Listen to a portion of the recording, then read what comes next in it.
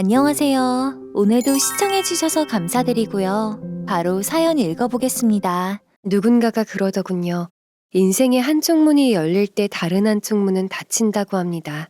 누구의 인생도 행복으로만 채워지는 일은 없으며 불행은 도처에 잠복해 우리를 기다리고 있죠. 예고 없이 닥치는 좌절의 순간들 속에서 인간으로서의 위험과 품위를 잃지 않고 견디어낸 사람만이 기쁨을 맞이할 자격이 있다고 말이죠. 네가 뭐가 부족해서 그런 남자를 만나? 너는 남자 보는 눈이 그렇게 없어. 다시 생각해보거라. 이 말은 제가 딸의 결혼을 반대할 때 했던 말인데요. 이때 생각만 하면 제가 지금 이렇게 행복할 자격이 되는지 생각하곤 합니다. 역시 인생은 어느 방향으로 흘러갈지는 아무도 모르기에 자신있게 속단하지 말라는 말이 맞는 것 같습니다. 저는 큰아들 같은 마다위를 얻었습니다. 그리고 아들 같은 사위에게 인생을 배웠습니다. 사위가 어떻게 큰아들이 될 수 있고 인생을 배웠냐고요? 그 궁금한 이야기 지금부터 시작해 보겠습니다. 저는 강원도 횡성에서 나고 자란 토박이로 60대 초반의 남성입니다. 현재 덤으로 얻은 인생을 살아가고 있는 복받은 사람이죠. 끔찍하고 고통스러웠던 지난 시간들이 주마등처럼 스치며 견뎌낼 시간들을 생각하니 두 번 다시는 겪고 싶지 않은 시간들이었네요. 저는 초등학교 동창인 아내와 일찌감치 결혼해서 가정을 꾸리고 살았습니다. 부모님이 물려주신 2만 평의 토지에 처음에는 배추와 옥수수 농사를 지었었죠. 시내의 마트에 출하를 하고 나서 남은 찌꺼기가 아까워 소를 키우기 시작했어요. 그것이 계기가 되어 2마리의 소가 지금은 세계의 축사에 300마리나 키우는 갑부소리를 듣고 있는 한우 농가가 되었답니다. 그렇게 40여 년을 열심히 달려온 인생이었습니다. 저희는 30대 초반인 결혼한 큰딸 부부와 이제 30이 된 아들 부부가 있습니다. 그리고 80이 된 노모를 모시고 살고 있어요. 어린 나이에 시집와서 아내가 고생을 정말 많이 했지요. 부모님을 정성껏 공양하고 두 아이 키우고 이만큼 살림 늘린 것은 모두가 아내의 덕분이었습니다. 그런 아내를 닮아 딸은 어렸을 때부터 야무지고 뚝소리가 났습니다. 그런 딸을 보며 어머님은 입버릇처럼 말씀하셨었죠. 효진이가 비록 딸이지만 집안에 장남 노릇을 하겠구나. 딸은 출가외인이라 효진이도 시집가면 남의 집 며느리인데 무슨 장남 노릇을 한다 그러세요? 그리고 효성이가 있잖아요. 그럴 때면 어머님은 그저 허허 두고 보세 이 사람아 하면서 웃으시곤 하셨습니다. 그때는 정말 어머님의 말씀이 이해가 가지 않았거든요. 하지만 나이는 그냥 먹는 것이 아님을 자식들이 결혼하고 세월이 흐른 뒤에야 알게 되었습니다. 어머님은 어떻게 미리 아실 수 있었던 것일까요? 정말 큰딸과 사위가 장남 노릇을 하고 있으니까요. 큰딸은 공부도 제법 잘했는데 도시의 대학을 지원하지 않고 횡성에서 전문대학을 마치고 직장을 다녔습니다. 이유는 단지 고향을 떠나고 싶지 않다고 했는데 아마 저의 건강 때문이었을 겁니다. 딸이 대학을 졸업하고 횡성에서 직장을 다니고 있을 때 둘째 아들은 25살로 군대를 제대하고 대학 졸업을 앞두고 있었습니다. 아들은 딸과는 다르게 커갈수록 말만 번지르르 하는 뺀질이었어요. 그래도 어렸을 때는 하지 말라는 일은 하지도 않고 말도 잘 듣는 편이었는데 어찌 커갈수록 그저 노는 것만 좋아하는 철부지라 저의 한숨만 늘어갔었죠. 그래도 사춘기여서 그렇다, 아직 철이 덜 들어서 그렇다면서 군대를 다녀오면 다를 것이라고 위안을 삼았습니다. 아들은 딸과는 다르게 이곳 고향인 횡성이 촌구석이라고 서울권의 대학에 원서를 냈지만 전부 떨어지고 겨우 전문대에 합격을 했습니다. 차라리 전문대에서 기술이나 배우는 것도 나쁘지 않을 것 같아 오히려 잘 되었다는 생각까지 들었었죠. 하지만 아들은 전문대를 졸업하고도 직업도 못 구하고 빈둥거리는 시간이 많아졌습니다. 대학을 졸업하면 자기 밥벌이는 할 줄 알았는데 그게 아니다 보니 추석에 내려온 아들에게 제가 하소연을 좀 했습니다. 너 괜히 서울에서 허송세월 보내지 말고 여기 내려와서 아빠 일이나 도와주고 한우나 키워봐. 아빠는 제 나이가 몇 살인데 여기 내려와서 소똥이나 치우라고 하세요. 저도 다 생각이 있으니까 몇 년만 놔두세요. 하지만 저는 알바라도 해서 네 생활비는 직접 벌어서 쓰라며 매달 보내주던 100만 원의 생활비를 원룸 월세 50만 원만 보내주겠다고 했습니다. 시골에서는 매달 100만 원이 큰돈이었기에 반만 줄여도 훨씬 부담이 줄었지요. 그러자 아들은 1년만 더 지원을 해달라며 울고불고 매달리더군요. 버릇은 초장에 잡아야 한다고 생각했기에 두 눈 딱 감고 귀도 막아버렸습니다. 사실 아들이 저희에게 막내 자식이었기에 애교 많은 아들 녀석의 응석을 무시하기란 쉽지 않은 일이었어요. 어머님은 오히려 딸에게는 넉넉하신데 아들 녀석에게는 좀 냉정하신 편이었습니다. 그래서 이때도 편을 들어주시지 않으셨어요. 오히려 호통을 치면서 부모 등골만 빼먹느냐고 철 좀 들라고 야단을 치셨죠. 할머니까지 제 편을 들어주지 않자 아들 녀석은 입이 대빠른 나와서는 서울로 폐칸이 돌아갔습니다. 그리고 다음 달부터 저는 정말로 원룸비 50만 원만 보내주었지요. 아빠 정말 이러시기에요.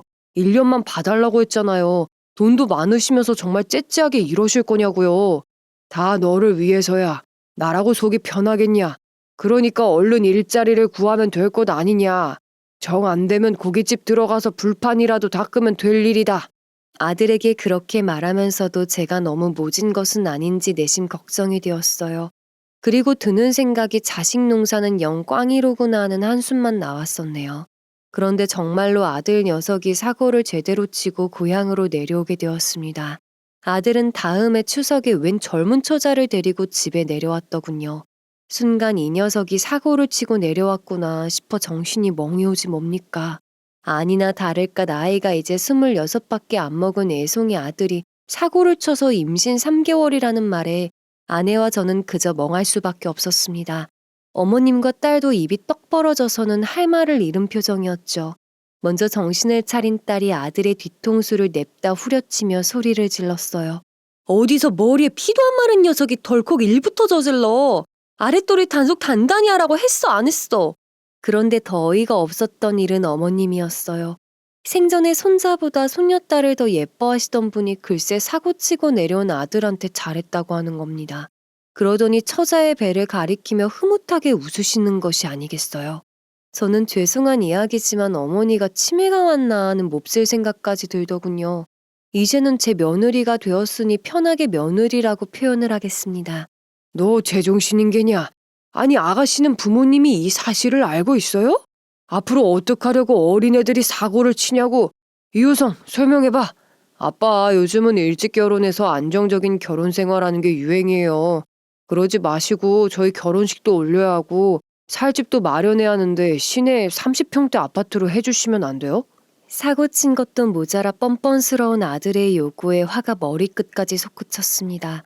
옆에서 눈치만 보고 있는 며느리만 아니었으면 멍석에 말아 먼지 안 나게 두들기고 싶은 심정이었죠. 바들바들 떨리는 손을 꽉 쥐고 화를 억누르고 있는데 아내가 며느리에게 밥은 먹었냐고 물어보더군요. 임신까지 했다고 하니 걱정이 되어 챙기는 것 같아 보였어요. 순간 아내에게도 지금 밥이 문제냐고 소리를 지르고 싶었지만 이것 또한 꾹 눌러 참으려 밖으로 나가 머리를 식혔습니다. 등 뒤에서는 어머님이 임산부는 잘 먹어야 한다며 얼른 밥상부터 차리라고 하시더군요. 다들 별일 아닌 듯 며느리의 식사만 챙기는 모습에 그저 제 속만 타들어가는 것만 같았네요. 그렇게 1시간은 마당에 평상에 앉아 보글보글거리는 속을 달랬던 것 같았어요. 얼마나 속이 탔던지 건강 때문에 끊었던 담배 생각까지 간절했었죠. 지금쯤이면 식사는 다 했을 것 같아 단판을 지으러 안으로 들어갔습니다. 마침 아들 녀석과 며느리가 식사를 끝냈는지 아내가 갓 수확한 포도를 들고 나와 어머님의 입에 넣어주고 있더군요. 이것 좀 먹어봐요. 우리가 직접 키운 건데 아주 맛이 달아요. 어머님도 해보세요. 어때요? 아주 꿀맛이죠? 아내가 포도가 담긴 접시를 며느리 쪽으로 밀어주니 아들은 포도 한 알 한 알 떼어서 며느리의 입에 가득 먹여주었지요. 그 모습에 아내와 딸이 놀라서 바라보았고 어머님은 흐뭇하게 바라보셨어요. 멀찌감치 떨어져서 그 광경을 보고 있자니 아무 일도 없는 평온한 대가족처럼 보였습니다. 그리고 철없는 아들이 며느리를 챙기는 것을 보니 좋아하기는 많이 좋아하는 것 같아 보였어요. 태어나서 막둥이라고 받아먹기만 했지 저렇게 누군가를 챙긴 적이 없던 녀석이었거든요. 어쩌면 며느리가 아들을 좋은 길로 인도해주지 않을까 잠깐 헛된 기대도 품어보았지만 설마 하니 고개를 설레설레 흔들면서 집 안으로 들어섰네요. 그리고 아들에게 이제는 상황 설명을 해보라고 했습니다. 그러자 옆에 있던 며느리가 포도를 꿀꺽 삼키고 자신이 모두 설명을 하겠다고 나섰습니다. 일단 이렇게 갑자기 사고친 일은 정말 죄송합니다.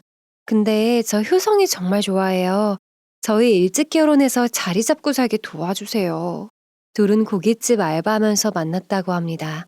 제가 용돈 문제로 아들과 다툴 때 고깃집에서 불판이라도 닦아서 용돈을 벌었으라고 했더니만 일은 안 하고 연애질을 한 모양이더라고요.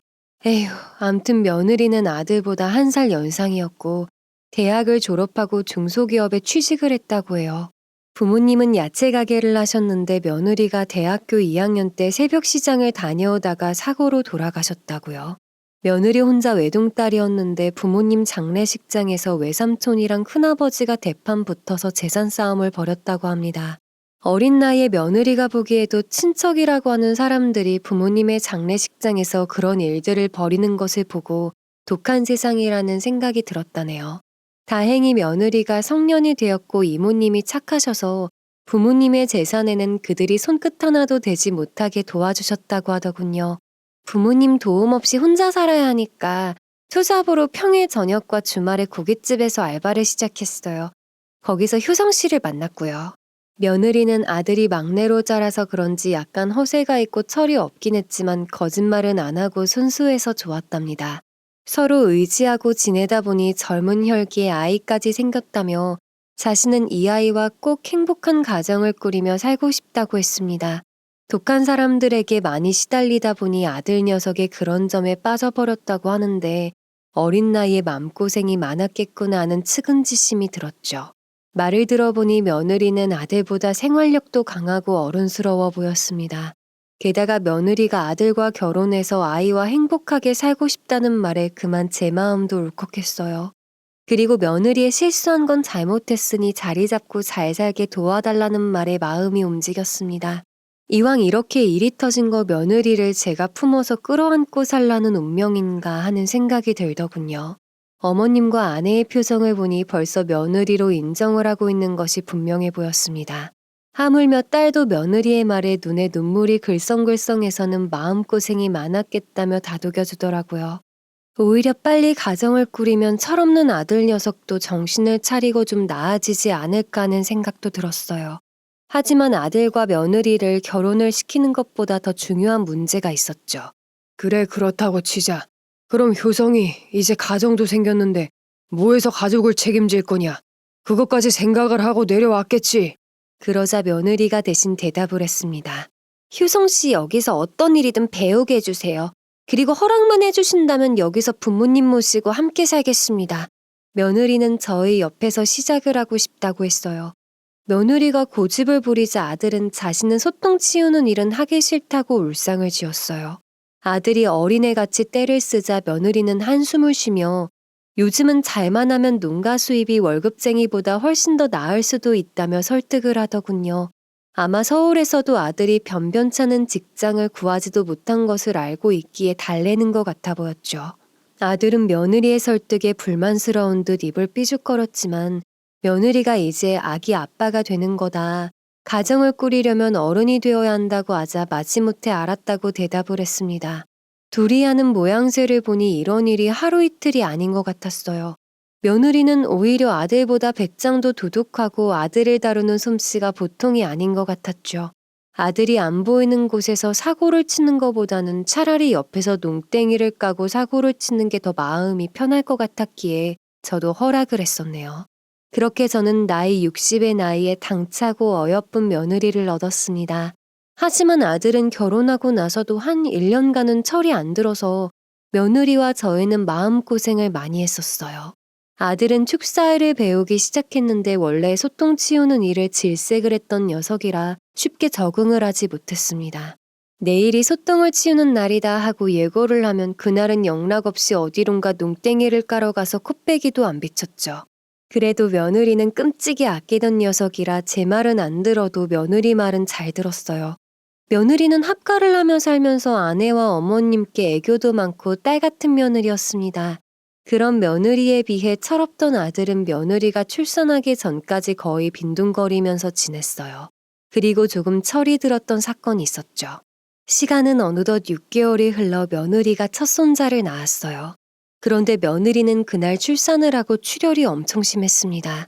더군다나 혈액형이 RH형이라 혈액을 제때 구하지 못해 목숨이 위험했었지요. 그때 며느리가 쇼크까지 와서 거의 죽음 직전까지 갔다 살아왔을 때 아들은 엄청 충격을 받았나 봐요. 우리 미정이 죽어요. 빨리 살려내라고요. 당신들 내 와이프 잘못되기라도 하면 가만히 안 둘 줄 알아. 아들의 얼굴이 하얘져서는 어찌할 줄을 모르고 며느리를 살려달라고 간호사고 의사고 붙잡고 통곡을 하는 바람에 아주 병원이 난리가 났었으니까요. 그 후로는 아주 며느리와 손자의 옆에 껌딱지처럼 달라붙어서는 한눈을 안 팔더라고요. 그 놀기 좋아하던 성격은 자신이 사랑하는 사람이 생사를 오가는 것을 보고서야 좀 나아졌습니다. 이 사건 이후 아들은 철이 좀 들었는지 저와 사촌을 도와 소똥 치우는 일도 마다하지 않았습니다. 물론 긴 장화에 마스크와 토시까지 끼고 완전 무장을 하고 축사 안에 들어섰지만요. 그리고 차츰 축사일도 농사일도 제법 따라다니면서 배우기 시작했어요. 이맘때쯤 딸의 나이가 30이 되어가고 있을 때라 은근히 딸도 얼른 결혼을 시키고 싶었어요. 제가 조금이라도 건강할 때 자식들이 자리를 잡고 사는 모습을 보고 싶었거든요. 딸은 시내의 축협에 다니고 있었는데 때마침 사귀는 남자가 있다며 결혼하고 싶다는 말을 꺼내더군요. 하지만 딸은 정규직이었고 사위는 계약직 말단 직원이었어요. 제 기준에서는 당연히 딸이 우선이었기에 보잘것없고 내세울 것 없는 사위가 정말 마음에 들지 않았습니다. 그래서 처음에는 많이 반대를 했었어요. 네가 뭐가 부족해서 그런 남자를 만나. 넌 남자 보는 눈이 그렇게 없어. 다시 생각해보거라. 여보, 그러지 말고 효진이가 택한 사람인데 얼굴이라도 한번 보고 반대를 하세요. 아내는 얼굴이라도 보자면서 설득을 했지만 제가 워낙 강경하게 반대를 하니 그저 한숨만 내쉬더군요. 사위의 집안은 정말 보잘것이 없었어요. 안사도는 남편이 일찍 죽자 재혼을 했습니다. 그런데 개불한 작자가 거의 일은 하지 않아 안사돈이 힘들게 식당 일을 하면서 살아가고 있었지요. 그러니 사위가 돈을 벌기 시작하고부터는 당연히 집에 생활비를 보내주었습니다. 그런 집안에 귀한 딸을 어떻게 시집을 보내겠습니까? 저뿐만 아니라 여러분들도 마찬가지일 겁니다. 부모 마음이란 게 모두 그런 것이니까요. 하지만 한 달 동안 딸이 제발 한 번만이라도 만나보고 결정을 해달라고 사정을 하더군요. 나중에는 밥도 안 먹고 계속 반대를 하면 가출을 하겠다고 해서 식구들을 기함을 하게 만들었습니다. 다 큰 딸을 삭발을 해서 방에 묶어둘 수도 없고 그렇다고 가출을 하게 놔둘 수도 없어서 반포기하는 심장으로 어떤 자식인지 면상 좀 보자고 데려오라고 했습니다. 딸이 사위를 데려온다는 주말에 아내는 그래도 따뜻한 밥이라도 먹여서 보낸다고 장을 보러 간다고 했죠. 금방 갈 텐데 무슨 밥이야? 괜한 오지랖 부리지 말고 가만히나 있어. 애비야, 너 내 아들 맞냐? 왜 그렇게 각박하게 굴어? 애미야, 어서 댕겨와. 고기도 좀 넉넉히 사와서 양념에 재고 따뜻하게 한 끼 먹여서 보내라. 옆에서 어머님이 거들고 나서시는 바람에 저는 투덜거리면서 아내를 태우고 시내로 나가 장까지 보고 돌아와야 했습니다. 그런데 나중에 생각해보니 정말 잘한 일이라는 생각이 들지 뭔가요? 이날 따뜻한 밥 한 끼로 한 사람의 운명이 달라졌으니까요. 그렇게 아내는 장을 봐온 재료로 정성껏 준비를 하고 사윗감을 기다렸습니다. 약속한 시간이 되어 딸이 못마땅한 사윗감과 함께 집 안으로 들어왔어요. 사위의 첫인상은 무슨 마당새 마냥 무식하게 힘만 세 보이는 인상이어서 정말 마음에 안 들었습니다. 물론 사람의 인상이 모든 것을 표현해주지는 않지만 그래도 이쁜 내 딸을 주기에는 너무나 아깝다는 생각만 강해졌었지요. 그런데 사위는 말하는 것이 생긴 것하고는 영 딴판이었어요. 마치 유순한 소처럼 자상한 성격에 조근조근한 말투, 덩치에 안 맞게 상당히 부드러운 태도였습니다. 딸이 우리에게 사위를 소개시켜주자 아내는 식사부터 하자면서 정성껏 마련한 음식을 차리기 시작했어요. 그리고 다 함께 식사를 시작하는데 사위는 맛있게 먹으면서 이렇게 맛있는 밥상은 처음이라며 그 얼굴에 아이 같은 미소를 지어 보이더군요. 그러더니 밥 한 그릇을 뚝딱 하고는 한 그릇 더 먹을 수 있는지 아내에게 물어봤습니다. 그 모습을 보고 어머님과 아내는 마음에 쏙 들었는지 여은신 많이 먹으라며 고기 반찬을 아예 사위 앞으로 밀어주기까지 했답니다. 그 순수한 모습에 저도 왠지 마음이 조금 누그러워지는 것을 느끼고 있었지요. 원래 선한 사람에게는 당할 재간이 없는 법이니까요. 식사를 마치고 이런저런 이야기를 하는데 사위가 그러더군요. 아버님이 저 마음에 안 들어 하시는 거 다 압니다. 여러 가지로 따님에 비해 부족한 점이 많지만 효진 씨랑 정말 잘 살 자신이 있습니다. 그리고 두 분도 부모님처럼 생각하며 살 테니까 염치 없지만 이쁘게 좀 봐주십시오. 처음에 인사 와서는 다 그렇게 말들을 하지.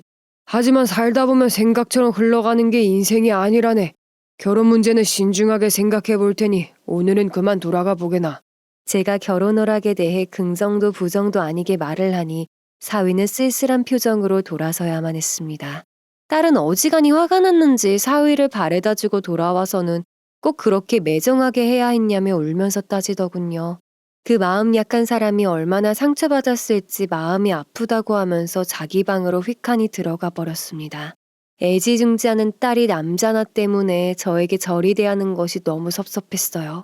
자식 키워놔봤자 다 소용없다는 말을 절실하게 느끼게 되었죠.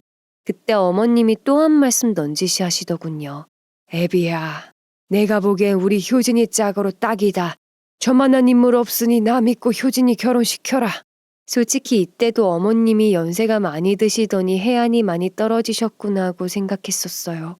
그래서 어머님께 반대 입장을 내세우면 안 된다고 고집을 부렸습니다. 하지만 자식인 제가 부모인 노모를 이길 수가 있겠어요. 그래도 아직까지 살아오면서 어머님 말씀이 틀리신 적이 없었기에 결국은 제가 고집을 잡고 결혼을 허락하게 되었습니다. 어머님 말을 잘 들어서 착한 며느리를 얻었으니 이번에도 어머님의 선택을 믿어보기로 했습니다. 그렇게 우여곡절 끝에 저는 며느리에 이어 맞사이까지 얻게 되었죠. 그 당시 사위는 직장 생활도 한 지 얼마 안 되기도 했지만 월급 받으면 대부분 사돈댁에 생활비를 보태주었기 때문에 벌어놓은 것이 별로 없었어요. 당연히 사정이 안 좋았던 사돈댁도 결혼자금을 보태줄 여력이 되지 않았습니다. 그러니 상견례 자리에서 제가 딸과 사위를 데리고 살겠다고 했을 때도 별말이 없었습니다. 사실 이것은 저의 꼼수였는데요. 결혼시키는 조건으로 딸이 저희 옆에서 신혼살림을 차리라고 한 거였거든요. 왜냐하면 시내에 따로 살림을 내주면 사위가 사돈댁만 챙길 거란 생각도 했었고 딸이 시집살이를 할까봐 내 딸 귀한 생각만 한 거였습니다. 저의 결정에 아내는 상관없다고 했고 사위는 연신 죄송하다는 말만 하더군요. 결혼하면 열심히 모아서 얼른 독립하겠다고까지 했습니다. 다만 딸만 저의 속셈을 알아챘는지 뾰루퉁해서는 한 소리 하더군요. 아빠, 시내에 아파트 한 채 얻어줄 능력 되시잖아요. 서로 불편하게 집에다 신혼살림을 차리라고 하세요? 다른 꿍꿍이가 있는 건 아니시죠? 그래, 내가 데리고 살면서 지켜보려고 그런다 왜? 내 딸 인생이 걸린 건데 그 정도 검증은 해야 할 것 아니냐? 남자는 연애할 때는 모르는 법이다. 겪어봐야 하는 법이지. 딸은 뭐라고 궁시렁거렸지만 겨우 허락을 받은 터에 제가 결혼을 엎을까봐 불만이 있어도 말을 하지 못했어요. 저희 집은 시골집이긴 했지만 아이들이 크면서 몇 년 전에 증축도 했고 집 옆에 공터도 있었어요. 아들이 본체에 살림을 차렸으니 옆 공터에 이동주택을 들여 딸의 살림집을 차려주었습니다. 아내는 딸을 데리고 시내로 나가 함께 가구와 가전을 골라 살림살이를 채워넣었죠. 그리고 결혼식을 마친 후에 둘은 그 집에 들어와 살기 시작했습니다. 저의 걱정과는 다르게 둘은 저희와 함께 살면서 알콩달콩 서로 위해주며 열심히 맞벌이를 하며 잘 살아가는 모습을 보여주었어요. 사위는 보기와는 다르게 부지런하고 성실한 사내였습니다. 아침이면 둘 다 바쁜 출근길이었는데도 사위는 새벽같이 일어나 제가 소사려주는 일을 도와주고 출근을 했어요. 이때까지도 아들 녀석은 아침잠이 많아서 늦게 일어나는 일이 많았거든요. 딸은 아내와 며느리가 아침 준비하는 일을 도와주고 둘은 아침밥을 겨우 몇 숟가락 뜨고 출근을 서둘렀죠. 주말이면 한창 신혼 때이니 나가서 영화라도 보고 오거나 데이트를 하라고 해도 축사일이나 농사일을 도우면서 보냈습니다. 저야 항상 일손이 딸려서 눈코 뜰 새 없이 바쁘게 지내고 있는 터라 딸과 사위가 도와주니 훨씬 힘이 나고 도움이 많이 되었죠. 그리고 그런 모습을 보고 아들도 많이 본받는 것 같고 사위가 큰형같이 잘 챙겨주니 둘은 형제같이 잘 지냈습니다. 아내 또한 허리 한번 필 틈이 없었는데 사위가 들어오고 나서 한결 편해졌다며 복덩이가 들어왔다고 입이 마르게 사위를 칭찬을 하며 저를 놀려댔습니다. 우리 집안에 복덩이가 둘이네요. 며느리도 잘 들어왔는데 맞사위까지. 아유, 당신이 끝까지 반대했으면 어쩔 뻔했어요. 게다가 저녁이면 어머님의 안마까지 해드리고 있는 터라 집안의 큰 사위 노릇을 단단히 하고 있었죠. 하지만 사위의 계부가 문제였습니다. 상견례나 결혼식 때에도 별말을 안 하던 사람이 결혼하고 3개월쯤 되었을 때 저희 집으로 찾아왔더군요. 그날은 바쁜 아내를 대신해서 딸과 사위, 아들 며느리가 모두 장을 보러 간다고 시내에 나가고 없을 때였어요. 계부는 매일 술을 퍼마시며 할 일 없이 지낸다고 하더니 얼굴은 술에 찌들어 거무죽죽하더군요. 안사돈은 오기 싫은데 울며 겨자 먹기로 끌려온 것 같아 보였죠. 그래도 찾아온 사돈들을 밖에 서 있게 할 수 없어 집 안으로 들였습니다. 아내가 내온 차와 과일상을 앞에 두고 앉자마자 계부가 대뜸 돈 이야기부터 꺼내더군요. 잘 아시겠지만 내가 몸이 시원찮아서 힘든 일을 못합니다. 그래도 아들이 결혼하기 전에는 생활비를 보내줘서 그걸로 생활했는데 이제는 결혼했다고 생활비도 뚝 끊어버리지 뭡니까? 그러니까 계부의 말인즉 사위가 결혼 후에 생활비를 끊어서 생활하기가 어려우니 생활비를 보내달라는 말을 하러 온 겁니다. 자식이 부모 공양하는 것은 당연한 일이고 며느리까지 맞벌이를 하는 상황이니 한 달에 100만 원씩은 받아야겠다고 큰 소리를 치더군요. 그 말을 듣는데 안사돈도 일을 하고 있다고 들었는데 무슨 한 달에 100만 원씩이나 달라고 하는 건지 이해가 가지 않았습니다. 그리고 계부의 나이가 50대 중반밖에 안 되었기에 더더욱 이해가 안 갔죠. 안사돈과 계부가 일을 하면 생활비 정도는 실컷 벌 수도 있었으니까요. 저는 저희한테 이야기하지 말고 딸과 사위하고 의논을 해보라고 했죠. 저희가 끼어들 문제는 아니라고 생각했으니까요. 아이들이 거부를 했으니 이렇게 찾아온 거 아닙니까? 부자하니 우리 아들을 데려다가 데릴 사이로 부려먹고 계신 듯한데 그럼 우리 생활비를 사돈댁에서 주셔야 하는 것 아닙니까? 계부의 어이없는 요구에 저는 화를 눌러 참고 그래도 아이들과 상의할 일이라며 한 번 더 말을 돌렸습니다. 그러자 계부는 들어오면서 보니 축사가 어마어마하다면서 이만한 규모이면 재산가 소리를 듣고 살 거 아니냐고 하더군요. 그리고는 고작 100만 원 가지고 째째하게 굴 거냐고 오히려 저를 구두쇠 취급을 했습니다. 그리고 사위를 데릴 사위로 데려갔으니 1억만 주면 생활비 이야기는 다신 꺼내지도 않고 찾아오지도 않겠다고 하는 겁니다. 사위가 무슨 물건도 아니고 값을 매겨 1억을 달라고 하는 건지 정말 제정신인가 싶더라고요. 성질 같아서는 사돈이고 뭐고 확 들이대고 싶었지만 일단 아이들 들어오면 잘 이야기해보겠다며 일단 돌려보내려고 했습니다. 하지만 계부는 눈을 치켜 올리며 이 자리에서 확답을 듣겠다며 고집을 피우더군요. 아내와 제가 난감한 표정을 짓고 있을 때 장을 보러 나갔던 딸과 사위가 돌아왔어요. 잔뜩 사들고 온 물건들을 들고 집 안으로 들어섰는데 사돈들이 와 있는 것을 본 두 사람 얼굴이 잔뜩 찌푸려졌습니다. 놀란 딸은 어린 조카를 안고 있는 아들과 며느리부터 방으로 들여보냈습니다. 사위는 당황스러운 얼굴로 짐을 마당에 내려놓고 계부에게 다가와서는 무슨 일로 오셨냐고 물었어요. 그리고는 계부와 안사돈을 끌고 나가서 이야기하자며 계부의 팔을 잡아당겼습니다. 그러자 계부가 사위의 팔을 휙하니 뿌리치고는 소리를 지르기 시작했어요. 눈치가 빠른 딸은 그 모든 것을 핸드폰 영상에 담기 시작하더군요. 너를 키워준 부모는 생활비도 끊겨서 먹고 살기도 힘든데 너는 여기서 호강하면서 잘 살고 있는 거냐? 당장 우리 생활비 내놔. 며느리가 들어와서 맞벌이를 하면 더 많은 생활비를 줘야지. 아예 끊어버려? 사돈들이 주지 말라고 시키던? 그게 아니잖아요. 결혼할 때 저도 이제 책임져야 할 가족이 생겼으니까 생활비는 못 드린다고 말씀드렸잖아요. 저 결혼할 때 가진 것도 없이 빈몸으로 들어와 살았습니다. 저도 열심히 모아서 독립해야 할 것 아닙니까?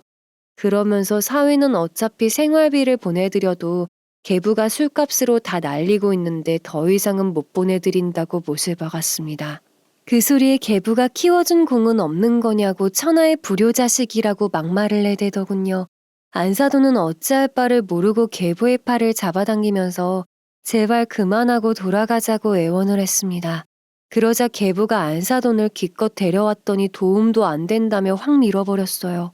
힘없는 안사돈이 힘없이 마당에 넘어지자 딸과 아내가 놀라서 안사돈을 부추겼습니다. 그 모습에 사위의 눈이 휙 돌아갔나 봅니다. 다짜고짜 계부를 째려보면서 지지 않고 되받아치기 시작했어요. 그동안 계부가 한 일이 뭐가 있냐. 자신은 계부한테 받은 것이 하나도 없다. 계부가 매일 술만 먹고 어머니만 고생시키지 않았냐 하면서 따지고 들었습니다. 아마 그동안 쌓인 것이 많아 보였어요. 사위의 얼굴은 그동안 보지 못했던 상처 입은 표정이 가득해 보였습니다. 그동안 제가 무심하게도 발견하지 못한 것이 이상할 정도였죠. 그러자 계부가 어디서 부모에게 대드냐며 사위의 얼굴에 손을 대더군요. 아니 이 사람이 보자 하니까 왜 때려요? 뭐 틀린 말도 아닌 것 같은데 왜 때리냐고요? 귓말할 것 없고 당장 나가세요. 경찰 부르기 전에 당장 나가요. 계부는 흥분한 듯 부모 알기를 개똥으로 안다며 대신 저희 보고 1억을 내놓으라고 소리를 고래고래 질러댔습니다. 그것도 모자라서 마당에 있는 장을 봐온 것들을 집어던지면서 화풀이를 해대더군요. 안방에서 듣다가 노하신 어머님이 나오셔서 큰 소리로 호통을 치셨습니다. 어디서 부모 같지도 않은 것들이 대접받겠다고 허튼 소리를 하는 겁니까? 이제 당신들 아들 아니고 우리 집 식구이니 당장 꺼지세요. 그러자 계부는 더욱 흥분해서는 어머님에게 다치고 싶지 않으면 끼어들지 말라고 막말까지 하는 겁니다. 어머님한테까지 서슴없이 막말을 하는 것을 보고 참을 수가 없었습니다. 그래서 마당에 받아져 있는 지하수 물을 계부에게 냅다 부어버리며 경찰을 부르기 전에 당장 꺼지라고 계부를 대문 밖으로 밀어냈지요. 물벼락을 맞은 계부는 혼비백산에서는 정신 나간 집안이라며 악을 쓰며 쫓겨났습니다. 그때서야 한쪽에 겁이 나서 웅크리고 있던 안사돈이 엉거주춤 일어나서는 그저 죄송하다며 몇 번씩 사과를 했어요. 그리고 사위에게도 미안하다며 울면서 따라 나갔습니다. 그 모습을 보니 사위가 그동안 어떤 환경에서 자랐는지 알겠더군요. 이날 잠시 동안 저런 막대먹은 집안의 남자와 결혼한 딸에 대한 원망도 잠깐 해보았었어요.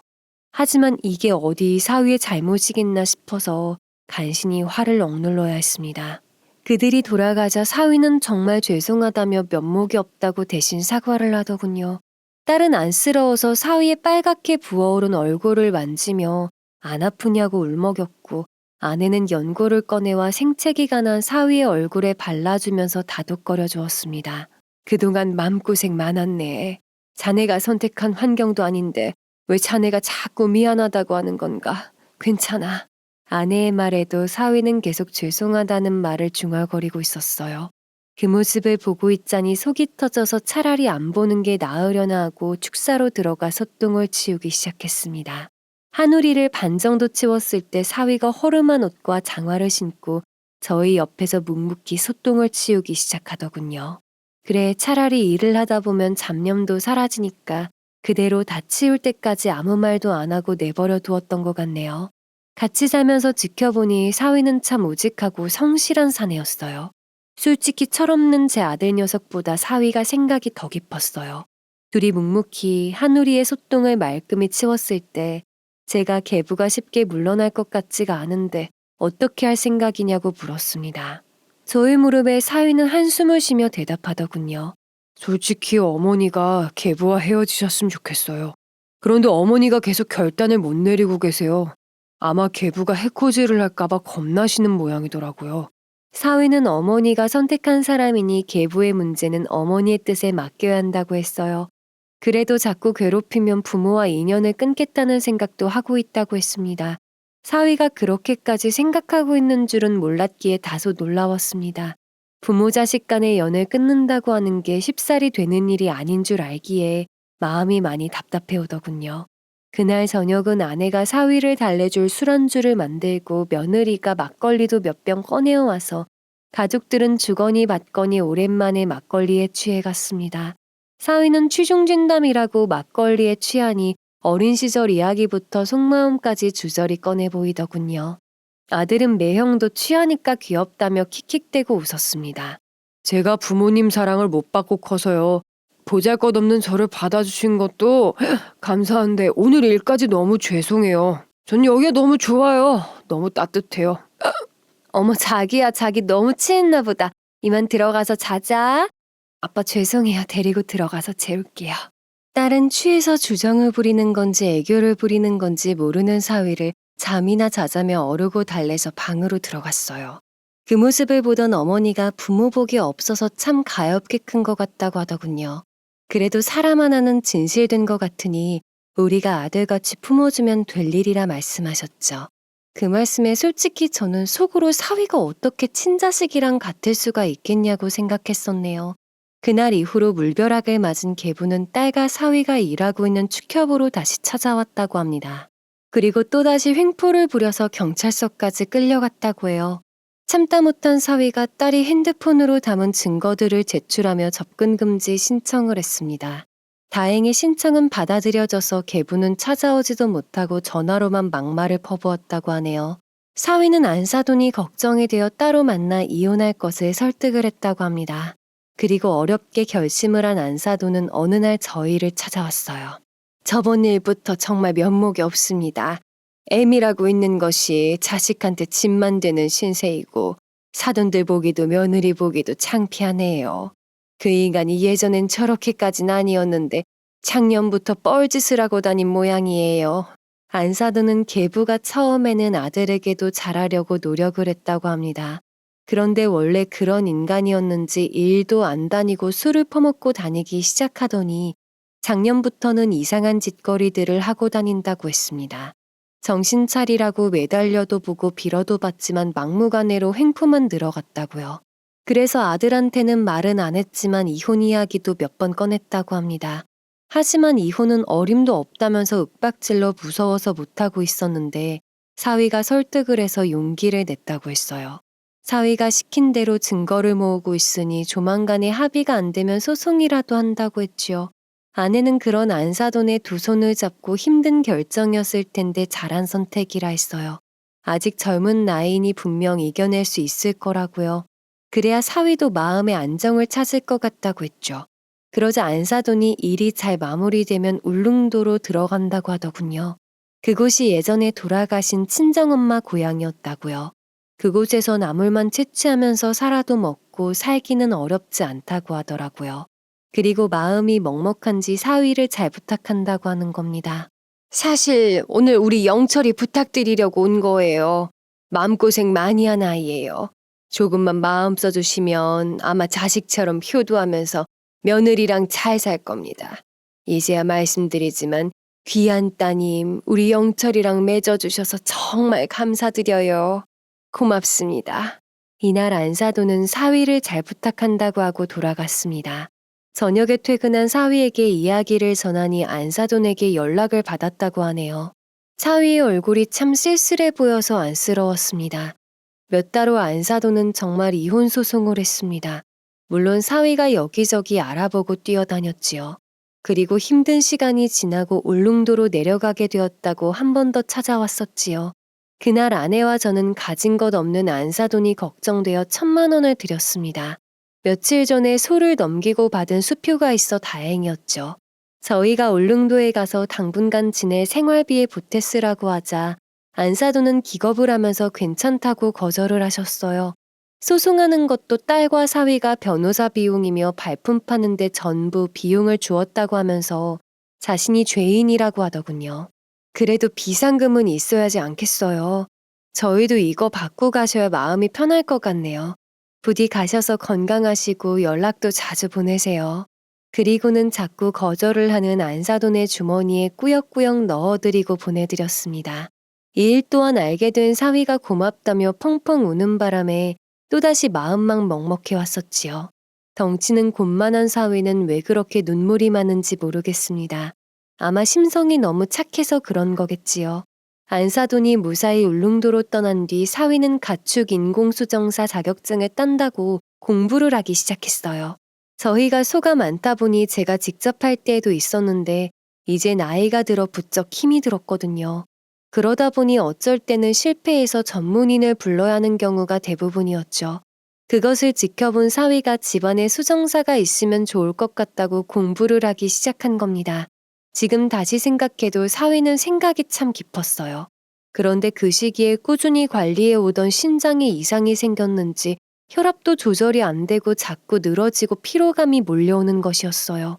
아내와 병원을 찾았는데 다낭성 신종이 진행된 지 10여 년이 되어가니 차츰 신부전증이 오는 거라고 하더군요. 더 심해지면 이제 투석과 신장 이식밖에 방법이 없다고요. 알고는 있었던 내용들이지만 다시 들어도 등골이 서늘해 오면서 이제 60인데 살 날이 얼마 안 남은 것 같았지요. 병원에서는 약값이 비싸긴 하지만 효과는 있을 거라며 새로운 약을 처방해 주었습니다. 아내는 결국 참지 못하고 진료실을 나오자마자 주저앉아 울음을 터뜨렸어요. 당신 이제 어떻게 해요? 점점 힘들어지고 아프다잖아요. 당신이 얼마나 고생하면서 살아왔는지 내가 다 아는데. 당신한테 제일 미안하지. 너무 울지 마. 다 이렇게 살다가 가는 게 인생 아니던가. 남들보다 조금 일찍 갈 뿐이지. 다만 어머님 가실 때까지 버텨야 하는데 그게 걱정이네. 흐느껴 오는 아내를 달래면서 어머님한테는 내색하지 말라고 당부를 했습니다. 저는 50대 초반에 다낭성 신종이라는 진단을 받았었어요. 원인이 염색체 이상의 유전병이랍니다. 아버님도 70이 넘으셔서 간으로 먼저 이상이 보이면서 다낭성 신종이라는 것을 처음 알게 되었었죠. 끝내는 투병을 하시다가 연세가 있으셔서 간이식도 못하고 돌아가셨지만요. 그런데 저도 50대 초반에 고혈압에 자꾸 옆구리가 아파서 건강검진을 하고 알게 되었어요. 이 병은 특별한 치료법이 없고 정기적으로 지켜보다가 신장 기능이 많이 떨어지면 투석이나 신장 이식을 받아야 한다고 하더군요. 이때는 정말 무섭다는 생각이 들었어요. 그래서 고가의 비용임에도 딸과 아들의 유전자 검사를 했습니다. 다행히 아이들은 아니라고 해서 얼마나 안심을 했는지 몰라요. 이때부터 식단 관리도 하고 스트레스를 줄여야 했는데 그러려면 일을 줄여야 했기에 쉬운 일은 아니었습니다. 그래서 큰딸은 도시로 나가지 않고 제 옆을 지키고 있었던 건지도 모릅니다. 앞으로 점점 몸의 상태가 나빠질 테니 더 이상은 과도한 일을 하면 안 되었는데 축사의 일을 아들이 할 수 있을지 걱정이었습니다. 아들은 아직까지도 축사일이나 농사일이 서툴러서 제가 없으면 할 줄 아는 것이 별로 없었거든요. 그리고 집에 돌아와 저녁을 먹고 자식들만 따로 불러 이야기를 꺼냈습니다. 아들은 언제까지나 든든히 버텨줄 것만 같았던 제가 일을 줄이고 밭일이나 하면서 노후를 보내겠다고 하자 표정이 어두워졌습니다. 예전부터 딸은 저의 건강을 걱정을 많이 했기에 바로 눈치를 챈 것 같았죠. 딸은 입을 벙긋거리다 한참 있다가 어렵게 말을 꺼냈어요. 아빠, 축사일 이 사람이 해보면 안 돼요? 효성에도 지은이가 도와주고 있으니 이제는 일이 제법 손에 익었잖아요. 저희가 물려받아서 해볼게요. 딸의 말에 옆에서 듣고 있던 아내는 쉽지 않은 일이라며 반대를 했어요. 그때 모든 상황을 듣고만 있던 사위가 한 가지 제안을 했어요. 일단 사위와 아들이 사촌인 지훈이와 축사일을 해보게 해달라고요. 그리고 아들이 지금까지 축사일에 적응을 못하니 축사일을 도와주면서 송화버섯 재배를 해보는 것도 고소득을 올리는 데 좋은 방법이라고 했습니다. 농산업학과를 나온 사위는 요즘은 버섯 재배도 스마트팜으로 재배를 해서 쾌적한 환경에서 일할 수 있다고 했죠. 성공만 하면 직거래하는 곳이 많아 판매는 걱정할 일이 없다고 했습니다. 사위가 조곤조곤 설득을 하니 어찌 된 일인지 아들이 귀를 쫑긋하고 호기심을 보이더군요. 아마 이 꽤 많은 녀석은 고소득에다 쾌적한 환경이라는 말에 미끼를 문 것 같았습니다. 저희는 든든한 사위를 믿고 자식들을 밀어주기로 결정을 내렸습니다. 며칠 뒤 사위는 축협에 사직서를 내고 본격적으로 축사 일을 배우게 되었어요. 또 틈틈이 가축 인공수정사 공부까지 열심히 하고 있었죠. 사실 저도 막상 몇십 년 해온 축사를 정리하자고 했을 때는 몹시 서운했었어요. 이 점 또한 사위에게 신세를 진 것 같아 미안하기만 했었네요. 아무튼 자식들이 다 함께 해보겠다고 하니 든든하기가 그지 없었습니다. 저의 병세가 자꾸 악화되면 아내의 곁에 자식들이 한 집에 살면서 든든한 힘이 되어줄 것 같아 마음이 편해졌습니다. 그리고 그해 사위는 어렵다는 인공수정사 시험에 당당히 합격을 했어요. 그리고 울릉도로 가신 안사도는 봄이 되면 부직갱이 나물과 명이나물을 보내주셨답니다. 그리고 덕분에 울릉도에서 잘 정착을 하고 마음 편한 날들을 지내고 있다는 흐뭇한 소식도 전해왔지요. 아유, 이렇게 싱싱한 나물을 힘드셨을 텐데, 아유. 모두가 아버님, 어머님 덕분입니다. 다시 한번 감사드려요. 엄마가 언제 한번 가족들 모두 울릉도로 함께 오라고 하시더라고요. 맛있는 울릉도 밥상을 대접하고 싶으시다고요. 아내와 저는 사위가 전하는 말에 마음이 따뜻해짐을 느꼈습니다. 사람 사는 게 뭐 별거 있겠습니까? 이렇게 좋은 인연으로 이어지는 것이 가장 흐뭇한 일인 것을요. 이렇게 행복한 시간이 3년간 이어졌어요. 애송이 사고 뭉치였던 아들은 사위가 큰형처럼 이끌어주니 어느새 제법 어른 티가 났습니다. 그 사이에 조카를 너무나 이뻐하던 딸은 모두의 바램대로 임신을 하게 되어서 집안은 웃음소리가 끊이지 않았습니다. 이 모든 것이 다 집안에 사람이 잘 들어와서 생긴 행복이었음을 저와 아내는 알고 있었죠. 하지만 저의 몸은 이제 매일 먹는 약으로는 효과가 없어진 지 꽤 되었답니다. 장기의 기능들이 떨어지고 있는 것이 눈으로 보일 정도였어요. 이미 빈혈과 피로감, 식욕 부진은 물론이고 구토 증세도 있어 식사를 거의 하지를 못하고 있었습니다. 그리고 온몸에 부종이 생겨 호흡곤란까지 오고 있는 상황이었죠. 가족들도 모두 눈치를 채고 있던 상황이어서 걱정이 이만저만이 아니었죠. 어머님은 아버님을 이미 이 질병으로 보낸 아픈 기억 때문에 저도 고통스럽게 살다 갈까봐 몹시 애통해 하셨어요. 아이고, 닮을 것이 없어서 그런 몹쓸 병을 닮아서는 내 아들 불쌍해서 어쩌노. 애비야 내 거 주마. 나는 살 만큼 살았으니 이제 죽어도 여한이 없어. 차라리 내 걸 주마, 응? 자식에게 무엇인데 못 주겠냐고 어머님은 자신의 신장을 가져가라고 저를 붙잡고 통곡을 하셨습니다. 나이 들어서도 어머님 살아생전에 불효를 하는 것 같아 그저 죄송스러운 마음뿐이었죠. 딸은 임신 막달이어서 곧 출산을 앞두고 있었는데 저 때문에 매일 울어서 울보가 태어나면 어쩌냐고 제가 어르고 달래야만 했습니다. 아들은 이미 며느리를 한 번 잃을 뻔했던 악몽이 있었기에 저의 병이 깊어지니 또 한 번 충격을 받았어요. 아들은 부모가 되고서도 마음이 여려서 탈이었습니다. 일을 안 하고 쉬어도 병의 진행은 속절없이 단계별로 증상이 찾아왔습니다. 신장이 제 기능을 못해 요독증이 심해지니 몸의 부종 때문에 너무 아프고 죽을 것 같아 할 수 없이 투석을 받기 위해 투석 혈관 접근로 수술부터 받았어요. 투석 환자들의 고통이 얼마나 심한지 여러분들도 들어봐서 아시죠? 투석은 일주일에 3회 정도 받았는데 한 번 받을 때 4시간 이상 걸렸습니다. 가장 힘든 일은 투석을 받기 시작하면 물도 마음껏 못 먹었고 투석 받은 날은 축 늘어져서 아무것도 못하고 누워만 있어야 했습니다. 병원에서는 혈액 투석도 계속 받을 수 있는 것이 아니고 수명이 몇 년 안 된다고 하더군요. 그리고 제가 나이가 60이 넘다 보니 몇 년 후에는 나이 때문에 이식도 못 받는다고 했어요.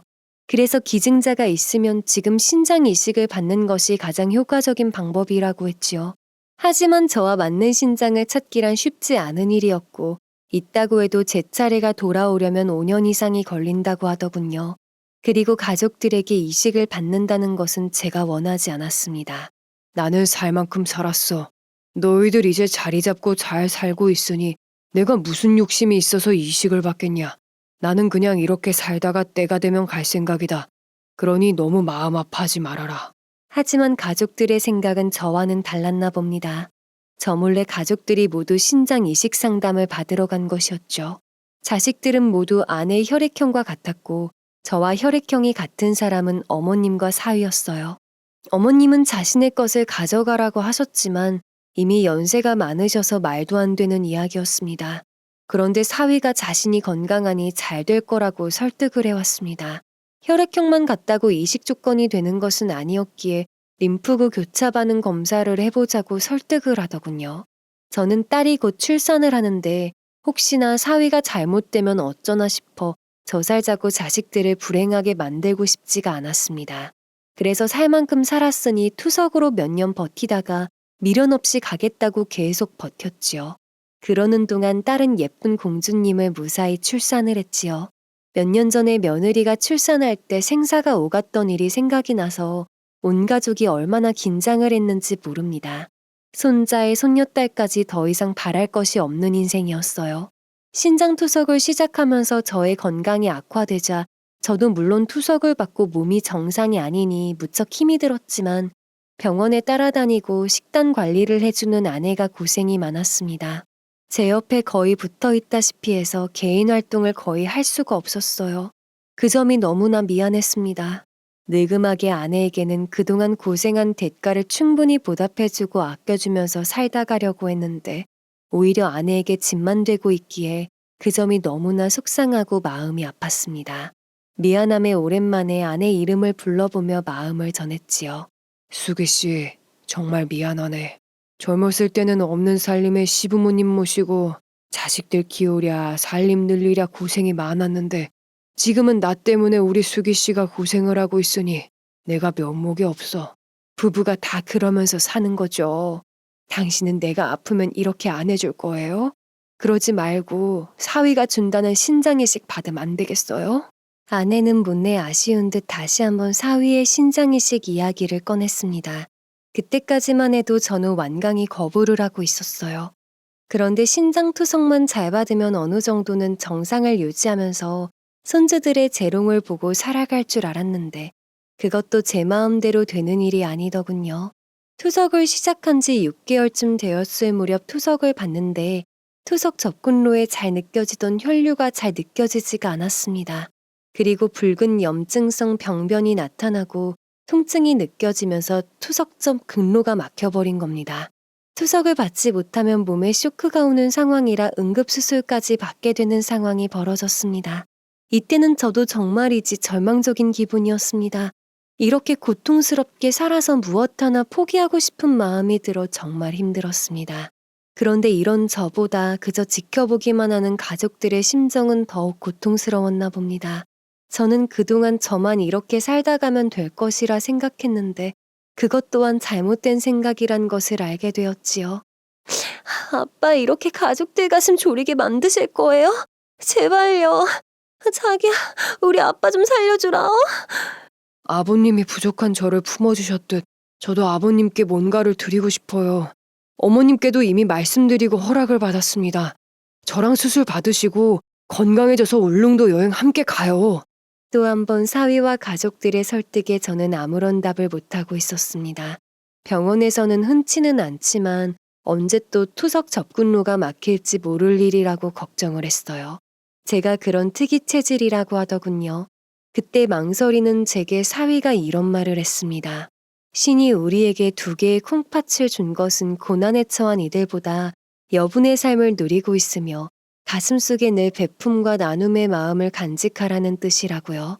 그러니 가족 간이라 해도 내어주는 것도 받아들이는 것도 쉽지 않은 일이겠지만 기꺼이 내어주고 겸허히 받아들이는 줄탁 동시의 순간에 가족 간의 사랑은 빛을 발하는 것이랍니다. 60평생을 살아온 저보다 훨씬 더 철이 든 것 같은 사위의 말에 저는 그저 눈물만 흘려야 했어요. 그리고 몇 날 며칠을 아내와 고민을 하고 힘겨운 결정을 내렸습니다. 그리고 사위와 함께 이식에 필요한 공여 조건 검사들을 받기 시작했습니다. 병원에서 예측한 대로 사위의 신장은 저에게 이식할 조건들을 갖추고 있다는 결과가 나왔지요. 그리고 가족들의 희망과 걱정 속에서 이식 수술을 받게 되었습니다. 이때는 울릉도에 계신 안사돈도 먼 길을 마다 않고 오셔서 사위의 곁을 지켜주셨습니다. 안사돈은 저의 죄송하다는 말에 모두 괜찮을 거라는 말로 마음을 대신했습니다. 수술 전날 밤에 사위가 저를 찾아와 한 말이 생각이 납니다. 아버님, 제 걱정하지 마시고 아버님만 잘 견뎌내시면 되세요. 아버님은 새 삶을 살아가실 충분한 자격이 있으신 분이시니까 내일 웃는 얼굴로 만나요. 사위의 따뜻한 말에 저는 그저 두 손을 꼭 잡아주며 고개만 끄덕였었지요. 곁을 지키고 있던 아내와 딸만 걱정이 가득한 얼굴로 저와 사위의 얼굴을 울먹이며 바라보았습니다. 다 잘 될 거야. 고맙네. 고마워. 딸과 아내는 사위에게 연신 고맙다는 말을 하며 끝내 울음을 참지 못하고 눈물을 와락 터뜨렸습니다. 그렇게 길고 긴 밤이 지나고 새벽 첫 수술 타임에 저희는 수술실로 들어갔습니다. 그때 수술실 안으로 들어가면서 저는 쉴 새 없이 기도를 올렸어요. 평생 살면서 찾지도 않았던 하느님 부처님부터 없을지도 모르는 신까지 찾아가며 부탁을 했죠. 제발 한쪽 생명을 가져가시려거든 저를 데려가 달라고요. 아직 살 날이 창창한 우리 사위는 털끝 하나 건들지 마시라고 말입니다. 만약에 사위가 잘못되기라도 하면 저승이 가서 염라대왕이던 옥황상제이던 가만두지 않겠다고 기도까지 하면서 잠이 들었습니다. 그리고 몇 시간의 기억도 안 나는 캄캄한 터널의 문을 지나고 다시 눈을 떴을 때 너무 고통스러웠어요. 제가 사경을 헤매고 있는 동안에 사위 또한 메스꺼움과 두통 때문에 많이 힘들어했다고 합니다. 다행히 사위의 신장은 저에게 너무나도 잘 맞아 예후가 좋았습니다. 사위 또한 며칠 지나서 크게 고통도 없었고 조금씩 걸어다니면서 회복하고 있다는 말에 얼마나 감사했는지 모릅니다. 그렇게 저는 새로운 생명을 얻었습니다. 스스로 2일 정도는 중환자실에 들어가 있었는데 사위와 가족들을 생각하면서 아파도 이를 악물고 참았습니다. 다행히 무사히 넘기고 일반실로 내려와서 매일 신장 수치와 소변량 체크도 무난하게 나왔어요. 감염이 변수였기에 면역 억제제를 투여받으며 음식도 멸균 제품으로만 관리를 했습니다. 사위가 나누어준 소중한 생명이었기에 힘든 과정이었지만 아내는 물론 가족들의 도움으로 악착같이 버텼습니다. 덕분에 지금은 이렇게 다시 활기찬 일상을 살아가고 있는 중이랍니다. 누군가가 그러더군요. 인생의 한쪽 문이 열릴 때 다른 한쪽 문은 닫힌다고 합니다. 누구의 인생도 행복으로만 채워지는 일은 없으며 불행은 도처에 잠복해 우리를 기다리고 있다고 하죠. 예고 없이 닥치는 좌절의 순간들 속에서 인간으로서의 위험과 품위를 잃지 않고 견디어낸 사람만이 기쁨을 맞이할 자격이 있다고 말입니다. 저는 과연 이러한 자격이 되는지 생각하곤 합니다. 저의 인생에 이런 따뜻한 삶의 일부분이 남아있으리라고 짐작도 못하고 살았는데 마음 따뜻한 사위를 만나 인생을 배웠습니다. 지금 사위는 훨씬 날렵하고 가벼워진 몸으로 집안 곳곳을 누비며 다닙니다. 그것이 저의 덕분이라고 하면서 말이죠. 아유, 아버님 덕분에 몸이 훨씬 가벼워졌어요. 참 처음 봤을 때나 지금이나 변함이 없는 사위의 환한 웃음에 저도 그저 허허하고 웃음으로 답을 합니다. 사위 덕에 어렵게 얻은 인생이니 아내와 가족들과 함께 값지게 살다가 아름답게 마무리하고 가야겠지요. 그동안 하늘이 무너질 듯 폭우가 내리더니 벌써 고추 잠자리가 날아다니는 처서가 다가왔네요. 대문 밖에서 아기자기한 웃음소리가 들리는 것을 보니 손주 녀석들이 물놀이하고 돌아오는 것 같네요. 하루 종일 시달렸을 아내와 며느리를 위해 얼른 나가서 이쁜 손주들하고 놀아주어야 할 것 같습니다. 지금까지 저의 긴 사연 들어주셔서 감사드리며 여러분의 가정에는 부디 평안과 행복만이 가득하시기를 기원드립니다.